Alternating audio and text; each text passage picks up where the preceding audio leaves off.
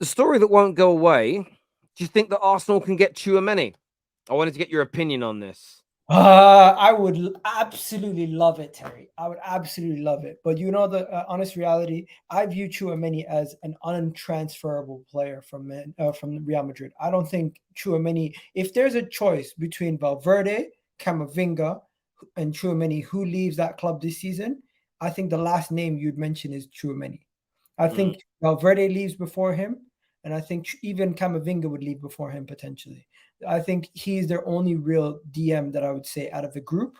And with Cruz and Modric both also getting of an age where they're going to be getting older and they're going to potentially leave, I don't think they let go of a potential midfield for the next 10 years. Their midfield sorted for the next 10 years. Why get rid of one of them for no reason? I think even if we offer them 80 million, maybe even if we were crazy enough to offer them 100 million right now, I don't think they take it.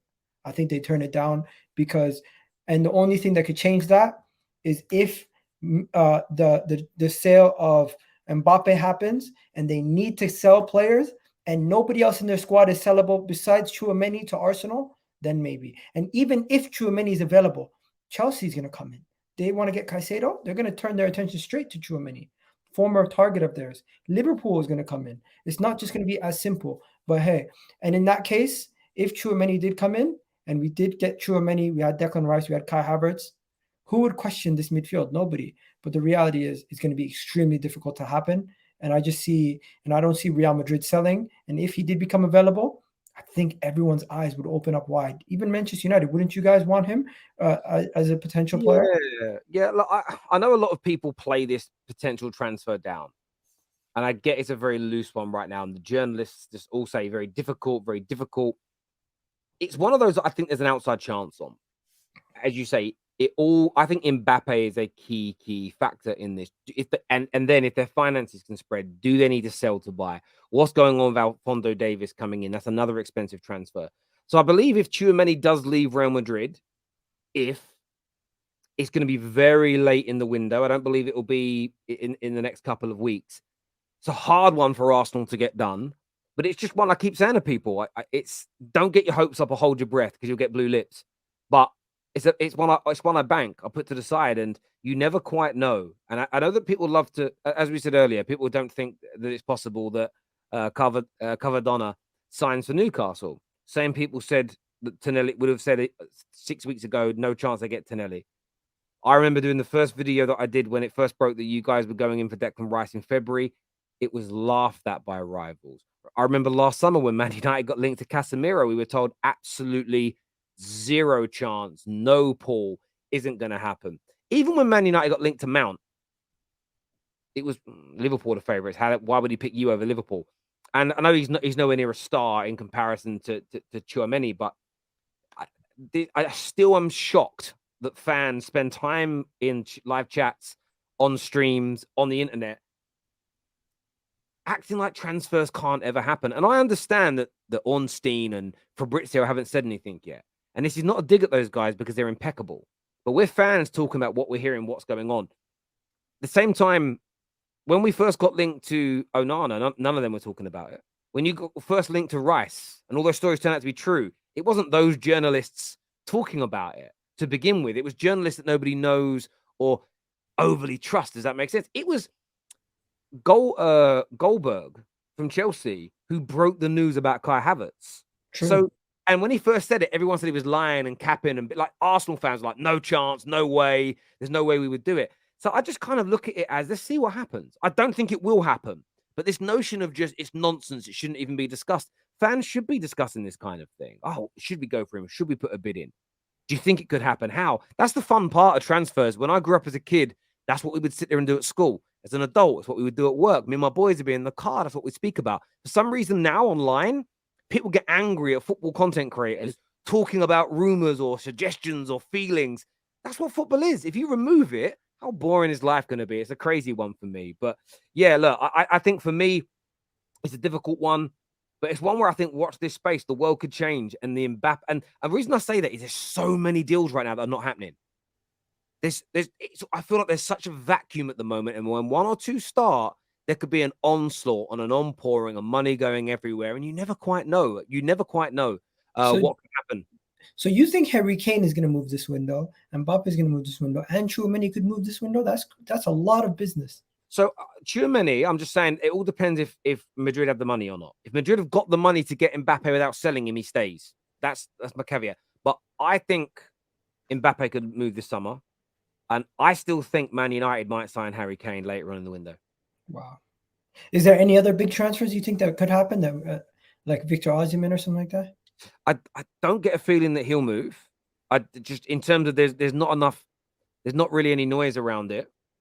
But other big ones that I think are on the cards that could kind of go through. Well, Man City, I would say keep an eye on the Kimmich situation, because that rumor went quiet when they were linked to Declan. City needs stars, right? I said it in a video earlier on today. City could be in big trouble next season. I agree.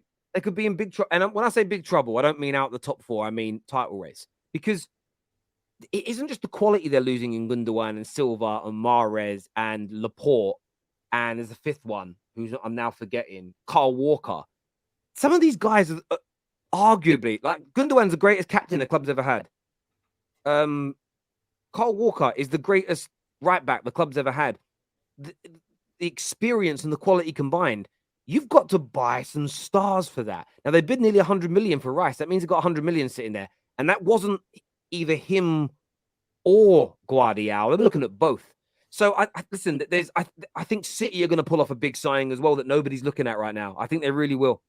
I think it's too early to say because City haven't started their window yet. But at this moment in time, they could potentially be down to one right winger.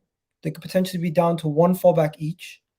They could potentially be down to only three center halves if you include some Ake as a winger and as a center back.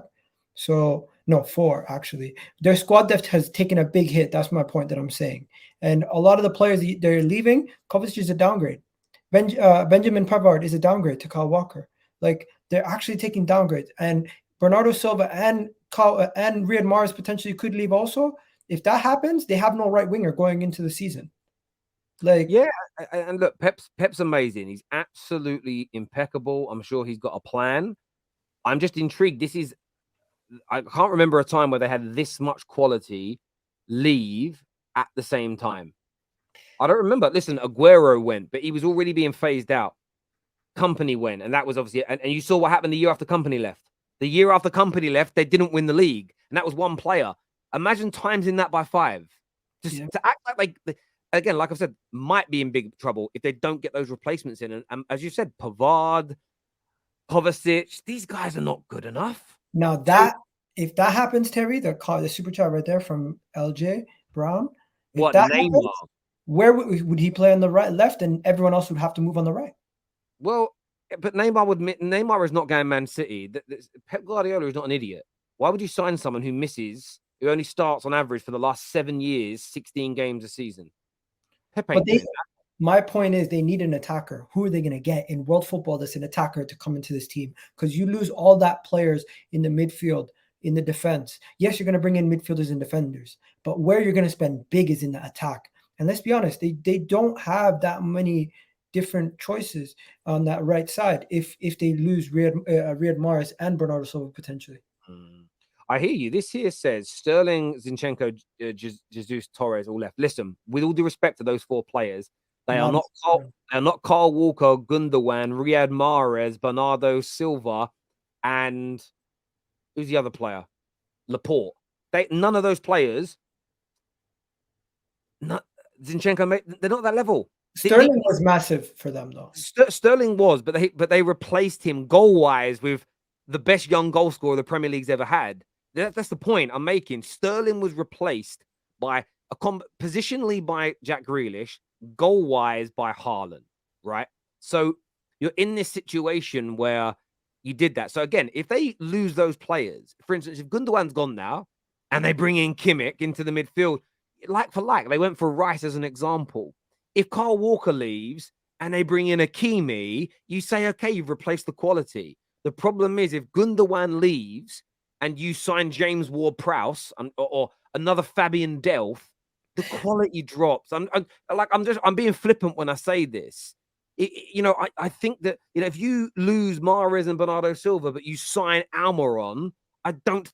The quality ain't the same. And this isn't a dig at City. I think I'm speaking facts here. You're losing 5 to 6 of your most top quality players who are influential in the treble that you've just won. To act like if you don't replace them with high enough quality, to act like I'm weird for saying it might be detrimental. I don't understand it. I And I really don't think, understand it. Terry, we're not allowed to say this out loud, but City are getting weaker. And that is the honest reality of this transfer window at this moment in time. Until they start doing some major business, they have gotten weaker this season, this transfer window so far. And it's maybe because they haven't brought in any big signings.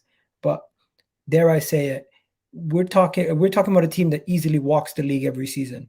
Going into this season, with the lack of squad depth that they might have going into it, maybe it's not lack of squad depth, maybe it's the lack of big names. Because with all these players leaving, Terry, their big name players are headed out the door. Not Kevin De Bruyne and Haaland, but But KDB is also on the decline physically.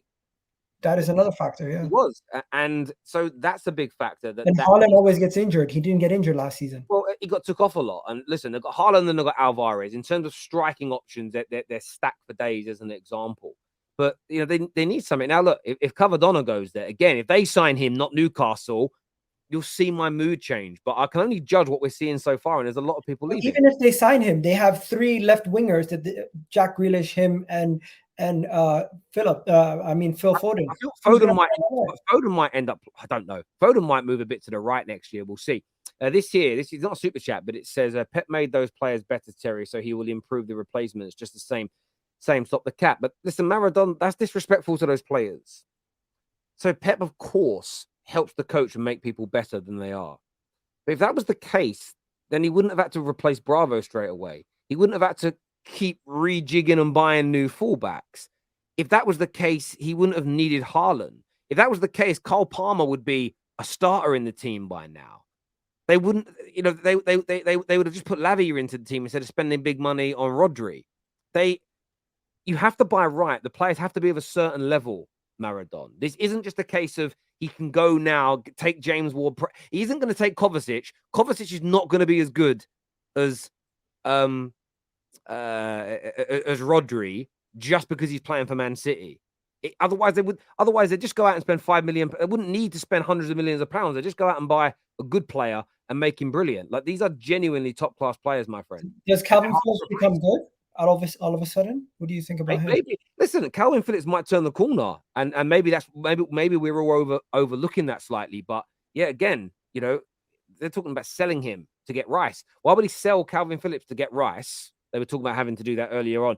If the manager can just make them all better, that makes sense. Why are City letting their best players go? I don't think it's about them letting them go. I think players maybe have just got to a point where they've been there long enough, they've achieved everything they can achieve, and they want to test themselves. And the problem is, if players lose motivation, the worst thing you could do is keep them, because you can only prolong that motivation for a certain amount of time. So you need to be very, very mindful with that.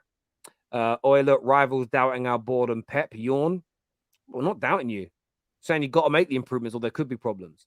Because where's the same energy? We're losing Partey and Xhaka. Everyone's saying, "Oh, you're going to fall off," but they're losing we mentioned 6 players. Nobody's mentioning City. It's crazy to me. It is crazy one. Okay, Gal, are Arsenal favourites then? Say it. I still believe City are always favourites, but it's just City's not the same City. And I wouldn't be surprised if Arsenal got into a situation similar to Liverpool, where you guys drop off and we capitalize. It's on us to do so. But at this moment in time, no one's going to say treble-winning City have fallen off to the point where they're not favorites. You're always going to be favorites until somebody sees otherwise. This year says Mbappe to City. That's not happening while Haaland's there. Never happening. I don't think they can afford it, because Haaland's already on about 900 grand a week, and Mbappe would have the same. You would literally, you have to pay up nearly 100 million pound a year in salary. I think even with City's money, I don't think that's affordable. I don't think it's even a logical deal for them. The 200 million that they would spend on Mbappe wouldn't make sense in how they would rebuild their squad. It's not like they have an endless amount of money anyways. Yeah, I just don't ever see Haaland and Mbappe in the same team, to be fair. So